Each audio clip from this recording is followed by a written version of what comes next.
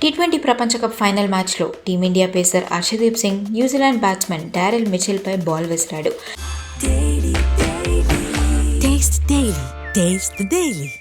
అయితే ఈ ఘటనపై స్పందించిన ఐసీసీ హర్షదీప్ సింగ్ మ్యాచ్ ఫీజులో కోత విధించడమే కాకుండా డీమెరిట్ పాయింట్లను కూడా ఇచ్చింది.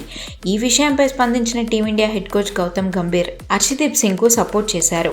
అసలు అతను క్షమాపణ చెప్పాల్సిన అవసరమే లేదని అంటున్నారు గంభీర్.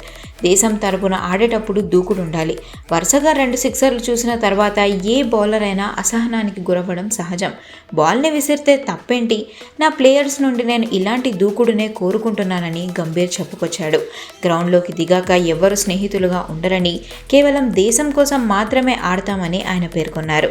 హర్షదీప్ సింగ్ సారీ చెప్పి మంచి పని చేసినా ఒకవేళ చెప్పకపోయినా తనకు అభ్యంతరం లేదని అంటున్నాడు గంభీర్.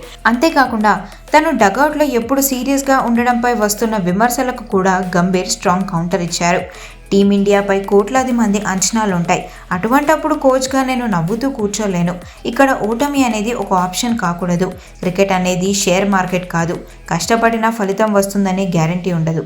కానీ పోరాడడం మాత్రం మన చేతుల్లోనే ఉంటుందని గంభీర్ సమాధానమిచ్చారు.